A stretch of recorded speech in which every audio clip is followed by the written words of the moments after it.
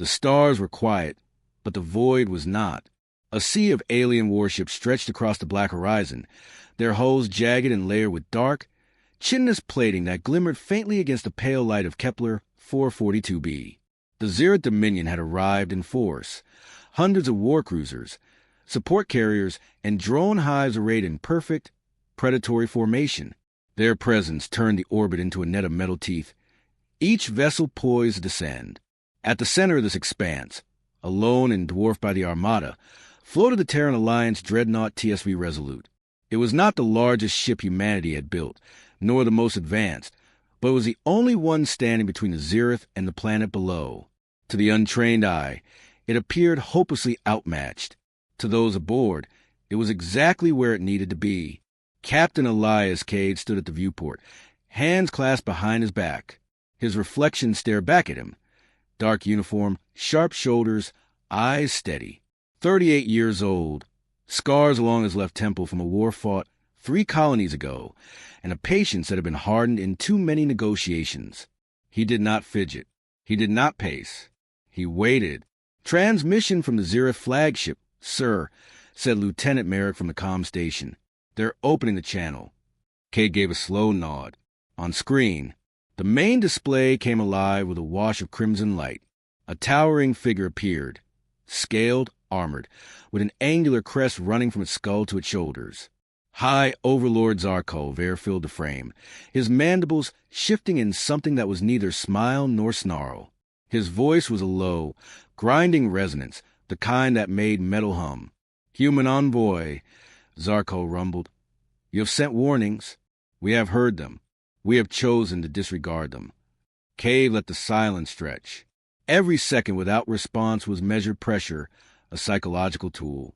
Finally he spoke, voice calm, measured, stripped of theatrics. "High Overlord, this is your last opportunity to turn your fleet around. Kepler 442b is a Terran colony. Violation of its orbit will be treated as an act of war. War." Zarko's mandibles clicked sharply. "You dare speak of war as if your kind understands its weight? We have conquered systems older than your sun. You are a nuisance that learned to build ships and believes that makes you sovereign." Behind Cade, his officers kept their faces neutral. They had all heard this before, arrogance spoken as truth, dismissal offered as prophecy. It was how ancient powers justified bloodshed. "You will not find a compliant prey here," Cade said. "Leave now, and this ends." A sound came from the alien, low, rumbling, like laughter dragged across stone. "You are alone, human. One ship against 1,000. Your colonies are scattered. Your people are soft. You send a diplomat because your warriors are not enough." Cade didn't rise to the bait. His voice remained level. "I'm here because my kind prefers to settle matters with words before fire. And when words fail..." Cade's eyes hardened. "Then fire speaks." The channel cut abruptly. Zarko had heard enough. A murmur passed through the bridge. The young helmsman exhaled slowly, knuckles white on the console. "Sir, their formations are tightening. Looks like they're preparing to deploy ground invasion craft." Cade turned from a viewport at last. His comm had not cracked. "Have the stealth squadrons reached their coordinates?" "Yes, Captain. Lancer Group is in the asteroid belt. Side Group is holding behind Kepler's shadow. And the planetary defense grid?" "Still hidden," replied Commander Vera, his second in command. "They haven't scanned the southern hemisphere deep enough to spot the buried arrays." Cade nodded once. "Good. We keep it that way." He stepped toward the central holodable, where a projection of the system spun slowly. Kepler 442BA pale blue marble, the Zeroth fleet a swarm of red markers encircling it. His finger traced an arc near the outer edge, where faint green icons flickered. "They believe we're alone," he said, voice low, but the bridge crew heard every syllable. "They see this ship and think it's all we have. That arrogance will cost them." Lieutenant Merrick frowned. "Do we have authorization for the contingency?" "Not yet." Cade's gaze lingered on the mass of enemy ships. "Command wants every opportunity exhausted. We give them that. One warning. One chance to leave with their pride intact. And if they don't..." Vera asked, Cade's answer was simple. Then they won't leave at all. Outside, the first glints of movement stirred in the alien formation. Drop frigates, dark and spined, began to detach, angling toward the planet's atmosphere. The invasion was unfolding as predicted. Cade activated the fleet-wide channel. His voice carried through every deck of the Resolute and through encrypted relays to the scattered human units hidden throughout the system. This is Captain Elias Cade of the Terran Alliance. As of this moment, diplomatic engagement has failed. All assets remain concealed until my order. Do not break silence. Do not fire without command authorization. Let them come closer. He paused, eyes on the planet below, a colony barely 2 generations old. Farms still carving green lines into untouched forests, families still calling it a frontier rather than home. They believe we will bend, he said quietly. Let them. The bridge fell silent again, only the hum of the engines and the faint ticking of distant debris against the hull filling the void. Every officer knew what that comm meant. The clock had started. The colony of Kepler, 442b, did not sleep that night. Across the main settlement of Haven's Reach, floodlights carved lines through the misty forest, illuminating streams of evacuees. Families carried what little they could, herded toward the reinforced transit hubs that led underground. The air smelled faintly of ozone and cold iron as defense shutters sealed the city's skyline piece by piece, turning glass towers into armored silhouettes. Commander Juno Vera stepped out from the lift tunnel and scanned the platform. Soldiers in matte gray exosuits move with mechanical precision, directing civilians into the subterranean shelters carved deep into the basalt cliffs. Children clutched soft toys that would never again see their bedrooms. Elderly colonists stared blankly, uncomprehending the scale of what loomed above. Sector 3 clear, reported a corporal, visor glinting under the floodlights. Evacuation is 71% complete. Vera tapped the datapad on her wrist, bringing up the grid overlay. Close, but not enough. She opened a secure channel. Control, this is Vera. Begin sealing the eastern transit gates. Anyone still outside has 5 minutes to get in. A crackle, then a voice. Copy. Doors will cycle on your mark. From the horizon, a low tremor rolled across the ground. Not from the planet itself, but from the sky. The Zereth fleet was shifting, blotting out portions of the stars as drop frigates repositioned like dark birds of prey. They hadn't fired yet, but their shadows stretched longer with every passing minute. Inside the command bunker, Cade's face flickered on the main display. His expression was composed, but the tension in his jaw betrayed the pressure bearing down on them all. Status, Commander? Cade asked. Evacuation's in final phase. Vera replied. Surface installations are going dark as ordered. Power grids diverted to deep sink reserves. They haven't noticed the southern hemisphere arrays yet. Cade gave a small nod. Good. Keep them blind. She hesitated, then spoke more quietly. How long until they force our hand? His answer was immediate. Not long. Their scouts are mapping atmospheric corridors now. They'll send probes to sniff out our defenses within the hour. Should we engage the stealth teams? Negative. They stay dark. The longer we let arrogance guide them, the deeper they'll walk into the trap. A distant boom vibrated through the underground corridors. Far off, but heavy enough to shake dust from the bunker's ceiling. A child whimpered in the crowd before being hushed by a harried medic. Vera exhaled through her nose. First shot. No, Cade said. They're posturing. A warning to frighten the weak. But fear can be useful. She ended the call and turned to her officers. Keep the evacuees moving. When the main hatch seals, power down all surface comm relays. I want them to see a dead city. A junior lieutenant frowned. Won't that make us look vulnerable? That's the point, Vera said. They want easy prey. Let them think they found it. On the planet's southern ridge, far from Haven's Reach, a group of technicians worked in the biting night wind. They were ghosts in the dark. No lights, no engines, just a faint click of tools as they secured the last shield nodes into the frozen soil. A field of buried emitters, disguised as ordinary geological outcrops, stretched for kilometers. Sergeant Dax, broad-shouldered and perpetually chewing on a stripped piece of nutrient root, glanced up at the sky. They're still sitting up there. You think the captain's bluff holds. The lead engineer sealed a panel and stood, rubbing his gloved hands. It's not a bluff. He's buying time. Time for this. He gestured to the network of nodes to wake up. And if it doesn't, the engineer didn't look up. Then we burn with the rest. Their words were carried off by the wind. No one spoke again. Hours passed. The Zereth fleet did not descend, but its noose tightened. Drones drifted low, scanning the terrain with thin lines of pale light. From the forest, small groups of colonists watched their passage in silence, breath steaming in the cold. One drone paused over a hollow ridge where an artillery platform lay hidden beneath camouflage panels. It lingered, then moved on, convinced by the false readings fed to it. Above, in the orbiting Resolute, Cade observed the patterns forming on his tactical display. They're sweeping the north with shallow passes. As expected, Lieutenant Merrick leaned closer. We could take a few out now. Send a message. Cade shook his head. And confirm we're armed? No. They think this planet is passive. They think this ship is alone. We keep that illusion until the blade is at their throat. His words were cold, but there was no malice in them, only necessity. By dawn cycle, the last surface lights of Haven's Reach went out. The city fell silent, its streets empty, towers dark. In the low orbit above, Zereth commanders interpreted it as surrender. High Overlord Zarkover issued a broad transmission, his voice filling every captured frequency. See how swiftly they hide?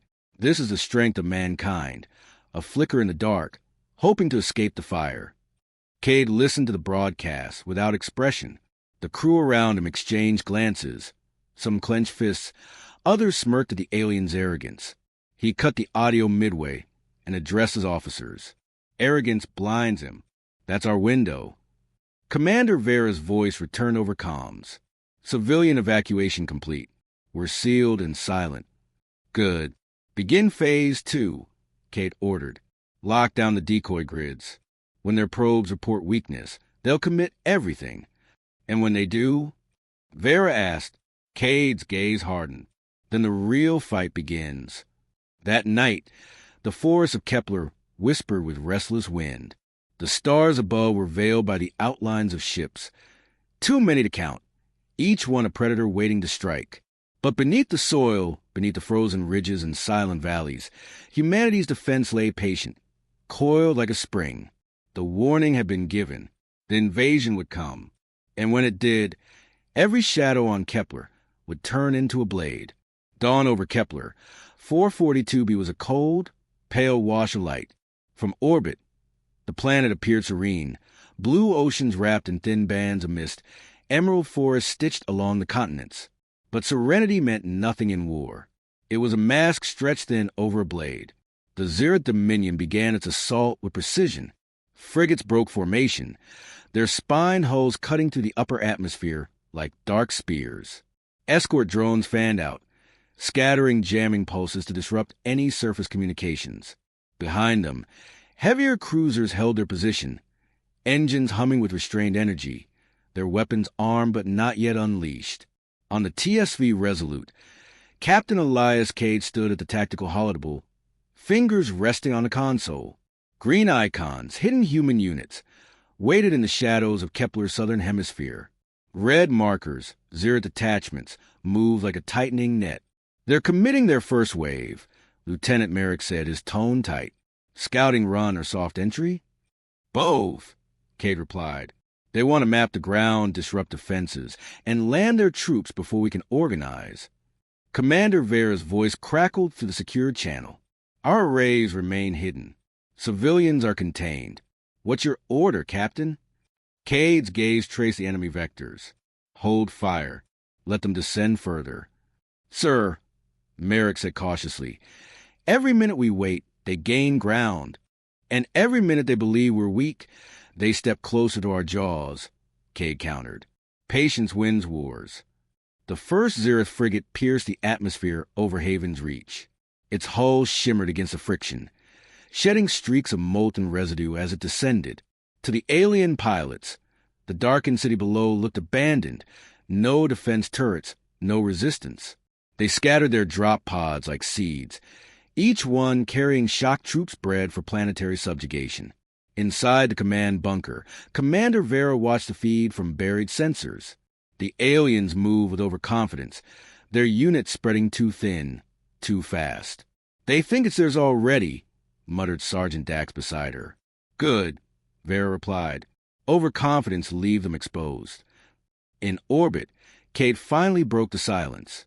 "Signal side group," he ordered. "Engage jamming field Alpha." "Aye, Captain." Invisible waves rippled across space, bending Zereth long-range sensors. Their data faltered, showing phantom power surges and false coordinates. To the Overlord's fleet, Kepler's southern hemisphere seemed barren, its strategic zones devoid of meaningful activity. High Overlord Zarko Vera received the reports with a dry rasp that passed for amusement. They scatter and hide, begin planetary lockdown, deploy drones to the poles. One of his subcommanders shifted uneasily. "High Overlord, their lack of resistance is irregular. Human colonies usually die loudly." Zarko interrupted. "This one dies quietly. That does not make it stronger." An hour later, the first real engagement began. A Zereth corvette, scouting the Southern Ocean corridor, crossed a seemingly empty stretch of sea. Beneath the waves, dormant mines activated, their signatures masked to mimic ordinary thermal vents. 6 detonated in sequence. The corvette's hull ruptured, scattering debris into the foam. From the Resolute, Cade observed the flash on his display. "They've tasted the bait," he said quietly. Marek's fingers danced over the console. Enemy fleet adjusting, but not retreating. "Of course not," Cade murmured. "Retreat would require humility." Hours stretched as skirmishes flared and died. Human stealth frigates used the asteroid belt to strike and vanish. Atmospheric drones harassed Zereth landing parties, drawing them into valleys rigged with shaped charges. The invaders lost dozens of small craft, but the bulk of their armada pressed on, now angrier, more determined. Commander Vera patched through again. Her voice was clipped. "Captain, their ground forces are converging near the equatorial ridge. We've delayed them, but they're adapting." "That's expected," Cade replied. "Begin Phase 3. Lock the ridge gates. Funnel them south." "Copy." She hesitated before ending the call. "Sir, this will get bloody." Cade's expression didn't change. War always does. By mid-cycle, the Zereth made their first coordinated strike. 5 cruisers descended together, unleashing plasma lances against the planetary crust.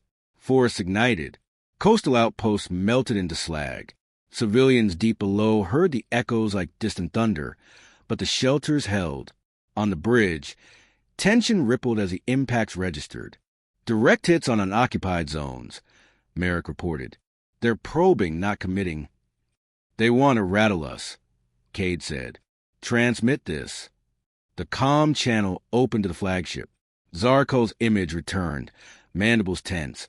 Crest flared in irritation. "You persist, little ape," the Overlord hissed. "Each hour you delay only adds to your losses." Cade met his gaze without a flicker. "Each hour you stay, you bleed." The alien leaned forward, cold amusement in his voice. "You have one ship, one city, one fading hope. Do you truly believe you can deny an empire?"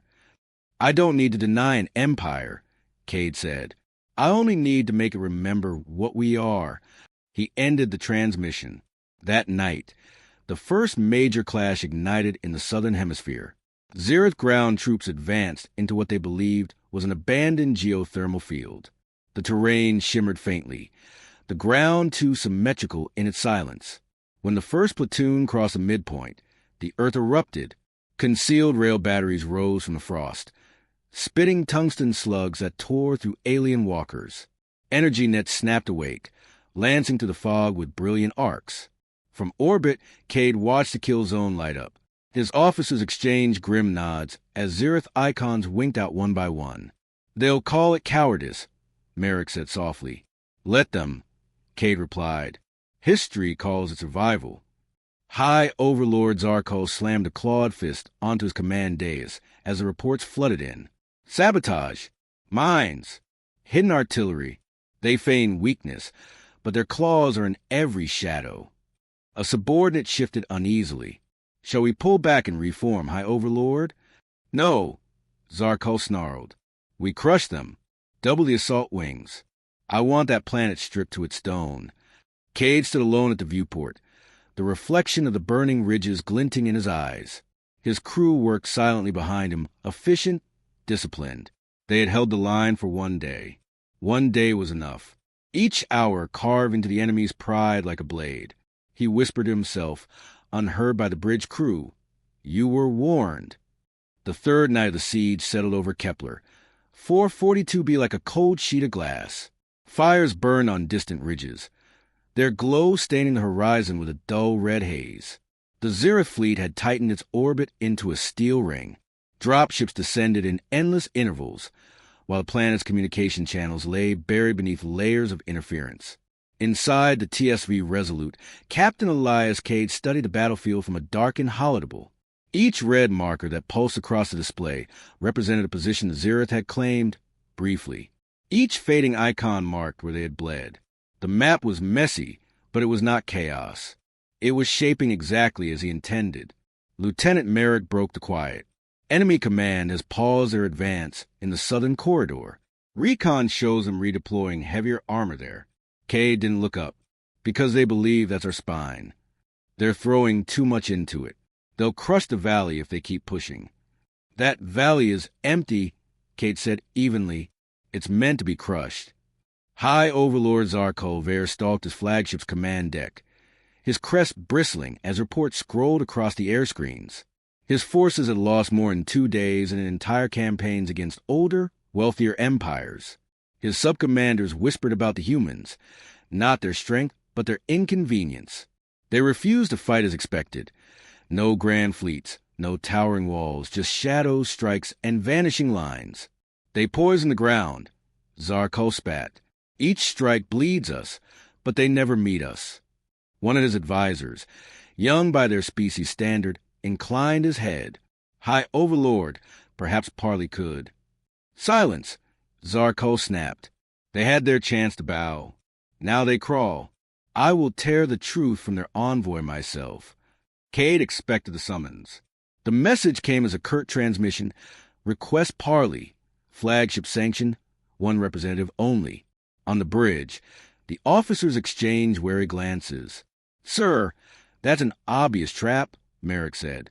They've failed to breach our defense grid, so they'll try to cut the head.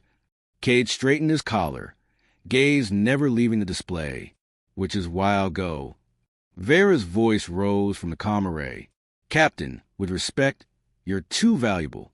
Send me instead. He shook his head. They don't want a soldier. They want a signature. And they want to believe they can rattle it. The Zereth flagship was a cathedral of dark metal and resonant hums. Cade stepped into its hall under escort, every surface etched within branching glyphs that pulsed like slow veins. The air smelled of heated minerals and old blood. Zarko waited on a raised dais, his silhouette immense against the shifting glow of the command lattice. You return, the Overlord said, his voice a serrated growl. You send traps, lies, hidden teeth, yet you stand before me as if the hunt is yours. I stand because you asked for words, Cade replied calmly, and because I'd rather spill them than lives. Then spill them. Beg, and perhaps I will listen. Cade's eyes didn't waver. Leave the system. Withdraw your fleet. You've already paid in blood for ignoring the first warning. The chamber rippled with a low, grinding sound, a mockery of laughter. Zarko descended the dais, each step resonating like distant thunder. You think you are winning? These are scratches on the armor of an empire. Scratches deepen, Cade said. Empires rot from arrogance long before they fall to strength. The alien's crest flared, a subtle signal. 2 guards moved closer, their weapons lowering. Cade spoke again, his voice lower, almost conversational. Strike me here, and you are the only channel that holds your fleet from ruin. Zarko stopped a breath away. Ruin? Your kind hides in dirt and ice. Where is this ruin you threaten? Cade leaned forward just enough for the alien to hear. Closer than you think. The parley ended without an agreement. Cade was escorted back, uninjured but followed by the cold, slit-pupil stare of the Overlord's court. By the time he stepped onto the Resolute's bridge, his officers were already relaying intercepted chatter. Zira's assault teams had moved the moment he left their ship. The ceasefire had been a distraction, nothing more. "They've launched covert units toward our southern ridge arrays," Merrick said, jaw tight. "They'll find their emitters if they keep digging." Cade unbuttoned his collar and set his gloves on the table. "Then they're where we need them." Night deepened. On Kepler's southern plains, the Zirith commandos crept through the dark, guided by false beacons that promised buried power cores. The humans had left them a path, too direct, too inviting. The aliens followed it without pause. Commander Vera observed their advance through the hidden sensor net. "They're almost within the containment field," she reported. "Orders." Cade's voice came through the secure line, steady as stone. "Lock them in." The valley sealed with a deep mechanical groan as retractable plates slid up from the ground, forming an invisible cage of energy and steel. From its edges, dormant turrets powered to life, their barrels pivoting with predatory patience. The first shots came in silence. Coherent lances cut the dark, slicing through alien armor before alarms could sound. Mines erupted beneath clustered squads. The Zirith force scattered, their formation breaking in the narrow choke. Above, decoy transmitters flickered and died, leaving only the hard truth. They had walked into a deliberate slaughter. On the Resolute, Cade watched the telemetry unfold. One of his officers whispered, "That's half their forward team gone." "Half is enough," Cade said. "Let the survivors crawl back and carry the story." High Overlord Zarko received a report at dawn cycle. His crest twitched with barely contained rage. "This was bait," he snarled. "They lured us with their own silence." His advisor dared to speak again. "High Overlord, they are not fighting to win. They are fighting to humiliate." Zarko's claws scraped the command dais. "Then they will learn the cost of humiliation." Cade stood alone in his quarters, the low lights casting sharp lines across his features. The parley had been a risk. He had seen it in the aliens' eyes. They wanted his death to break the colony's will.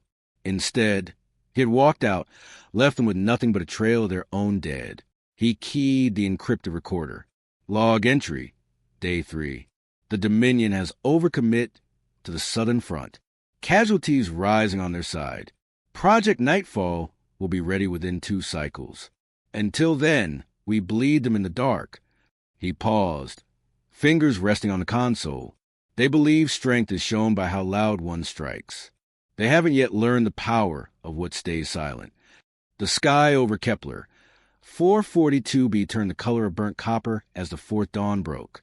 Smoke crawled like low clouds, hiding the fractured horizon. The Dominion fleet, once a flawless arc of dark metal and discipline, now drifted in uneven clusters. Its symmetry broken, its precision dulled.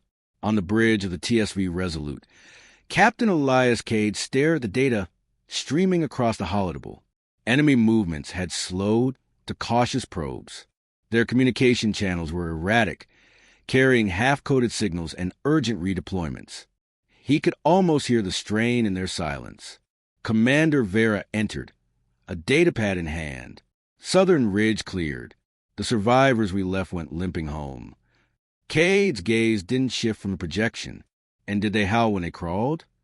Loudly enough, she said. They're reshuffling their command tier. We think one of their senior warlords was caught in that trap. Good, Cade murmured. It makes the message louder. High Overlord Zarko, Vare stood at the heart of his flagship, talons drumming against a console of living alloy. The wounds his forces had suffered gnawed at his mind, but the greater sting was a humiliation. An empire built on spectacle and dominance now fought shadows that refused to be crushed. Prepare the hammer, he ordered his war council. If they will not meet us openly, we burn the land until nothing remains to hide them. A subordinate hesitated. High Overlord, with respect, our supply line strain. The humans draw us thinner with each strike. If we commit the hammer now... Zarko's crest rose, the chamber falling to silence. There will be no more patience. Project Nightfall was ready. Cade stood before the SEAL control array deep in the colony's subterranean command hub. The system was crude by design, built from scavenged components and outdated codes, a weapon that looked like desperation, and because of that, would be underestimated. Merrick approached, voice low. Once we trigger it, there's no going back. That's the point, Cade replied. They've been taught we'll bleed and wait. Tonight, they learn what happens when we stop waiting. Do we warn them? Cade looked at him for a long moment. We already did. The operation began at dusk. From hidden transmitters across the equatorial line, a silent pulse reached into the void. Dominion vessels, tuned to intercept every whisper of resistance, caught the signal immediately. It mimicked a retreat order, a falsified cascade drawn from intercepted Zereth encryption. Within an hour, 3 of their heaviest cruisers had shifted course, moving to cut off a phantom convoy. Patrol formations bent to follow. The arc of their fleet fractured further. Vera observed the unfolding pattern on the Resolute's bridge. They're chasing ghosts. That's all we ever gave them, Cade said. Now we close the door. Nightfall activated. From beneath the crust of Kepler, 442b, dormant satellites rose like silver thorns. They aligned in a precise constellation, their hulls etched with human fabrication codes older than the war itself. Energy built between them. A whisper at first, then a low-frequency resonance that spread like a tide.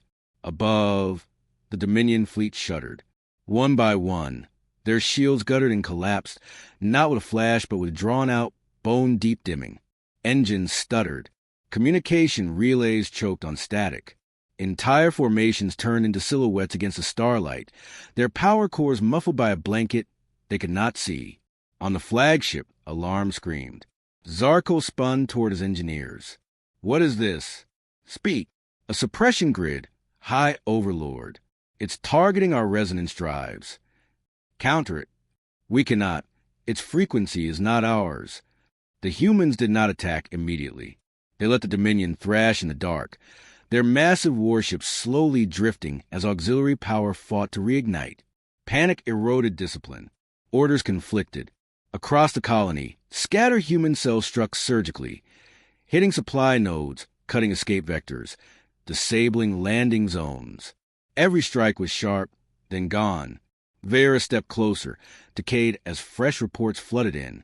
We can cripple them completely if we move now. Not yet, Cade said. Fear first. Fire after. Zarko convened an emergency parley, his second unannounced and urgent. This time, his voice was stripped of arrogance. You hold a weapon that suffocates fleets, he said to the trembling HoloLink. Release it. You will be spared. Cade appeared on the other end, expression unreadable. We warned you before you ever entered the sky. You threatened an empire with scraps and shadows. Zarko snarled, his old fury trying to resurface. You invaded a world that asked only to be left alone, Cade answered. You were told what would follow. For a moment, the alien said nothing. His crest lowered slightly, a predator's posture dulled by calculation. If we withdraw, the grid will fall. It was never meant to hold forever, Cade said. Just long enough. The Dominion fled by dawn cycle. Ships broke formation, dragging crippled hulls and abandoned weapons into the higher void. Some detonated their own drives to prevent capture. Others simply vanished into cold trajectories, their promise of conquest dissolving into distant static. Kepler 442b watched the exodus in a hush that felt like sunrise after a storm. On the ground, the fires still burned and the cost lay heavy. Structures lost, fields scarred, names etched into blackened stone. But the sky, for the first time in a week, was theirs. Merrick joined Cade on the observation deck. They'll come back one day. Cade nodded. Probably. But next time, they'll remember this. Think the Overlord learned his lesson? He learned that humans don't bluff. Hours later, as repair crews began clearing the southern valley, Cade recorded his final log entry. To any who find this record, the warning was given and it was ignored. We did not choose this war, but we chose how it ended. The Dominion believed fear was a weapon. They never understood it could also be a shield. He paused. Fingers lingering on the console will rebuild. And when they speak of this place, let them remember not the traps, not the satellites, not even the slaughter, but the silence that held their fleet still. Far above the planet, the last Dominion cruiser disappeared into faster-than-light wake, its engines faltering as the grid finally released. In the quiet void it left behind, a simple beacon remained, broadcasting a single phrase into the emptiness. Leave while you can. No Empire challenged it that day.